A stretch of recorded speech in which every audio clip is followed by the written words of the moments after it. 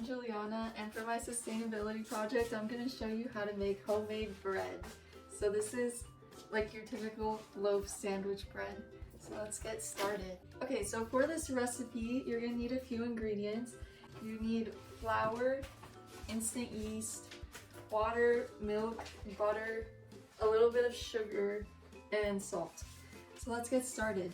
So we're going to start by activating our yeast. So here I have a 1/4 cup of milk, and it can be any type of milk, and it's warmed to about 110 degrees. It doesn't have to be that exact, but it should be warm. Next, we're going to add a cup of warm water to about the same temperature. And you don't want your water and milk to be too hot, or else it's gonna kill the yeast and your bread won't rise. Alright, so now to my yeast mixture, I'm going to add in 2 tablespoons of sugar. I'm gonna add 1 packet of instant yeast. And I'm gonna mix that up. And try to mix it until the sugar is dissolved. Okay, once you have it mixed, you're just gonna let it sit aside for about 5 minutes. Or 5 to 10 minutes, and you're going to see that it starts to get frothy, which means your yeast is active. Alright, so now we're going to mix together our dry ingredients. So for our dry ingredients, we need 3 1/3 cups of flour. You can use all-purpose flour or bread flour, either one works. So you're getting your measuring cup, you want to scoop and level it. So, 1, 2, 3. And then we also need 4 tablespoons of butter, and it should be softened or at room temperature. And you can just break that up into pieces so it's easier. And then we also need 1½ teaspoons of salt. Mix that up. And don't worry about the butter being like chunky, because when you knead it, it's gonna smooth out. Alright, so now my yeast mixture has sat for about 5 minutes, and it's nice and foamy, which means it's active and good to go. So now we're going to add it to our dry ingredients with all the flour. Like that. And I'm just going to mix it up. Ideally, if you have a stand mixer, it would be easier to do with a stand mixer, but since we're trying to be more sustainable and reduce our energy use, we're doing it by hand. So now I'm gonna go in with my hands and just knead it. If you think your dough is too sticky, then of course add more flour. And right now you should be making sure that you really incorporate all the butter in so it smooths out. So I like to just go in a circular motion and just push down. And then I'm going to transfer this to my work surface. And I'm going to push down and knead it. Basically going to knead this for about 3 to 5 minutes, and until your dough is really smooth and soft. So right now you can see that it's like kind of grainy and clumpy. So you're just going to keep kneading it until it's completely smooth.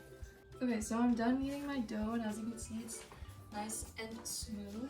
And now you're just gonna get the bowl that you mixed your dough in, and you're gonna grease it. I just like to use cooking spray. And you're gonna put your dough ball in there, and you're gonna cover it with a damp towel. And you're gonna let it rise for about an hour, or until your dough has doubled in size. See you when it's done rising. Okay, so while our bread is rising, let's talk about why baking your own bread at home compared to buying it at the store is more sustainable.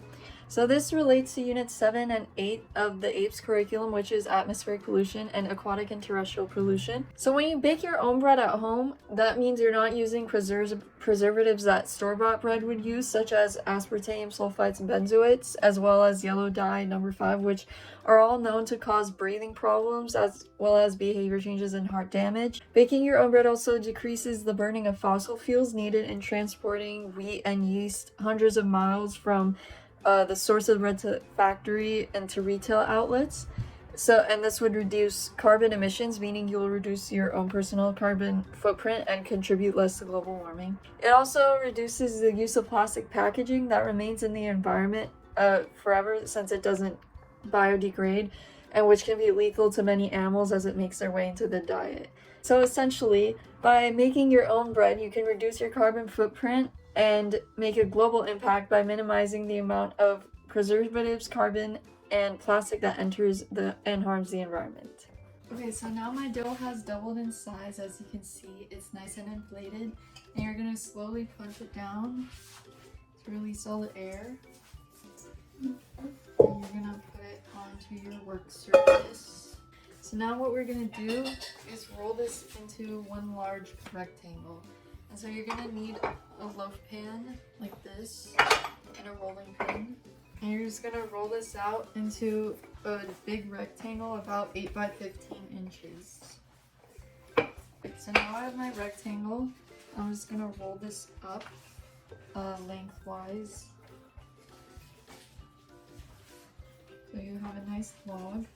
And I'm gonna take my loaf pan and make sure you grease it really well, because you don't want the bread to stick. Okay, and then you're gonna take your log and stick it in the pan. And then now you're just gonna let this sit and rise for another hour before you bake it. And I'd say about 40 minutes into the rise, I would start preheating your oven. You're going to preheat your oven to 350 degrees. So I'll see you when it's done rising. Okay, so as you can see, the bread has rose pretty exponentially, which is what we want. And now it's time to bake it. So my oven is at 350 degrees, and we're gonna bake it for about 35 to 40 minutes. Alright, so my bread just finished baking. It took about 40 minutes. It may depend on your oven, but here's our wonderful, sustainable, environmentally friendly bread. I hope you enjoyed watching me make this bread, and I hope you also give it a try. Thank you, bye!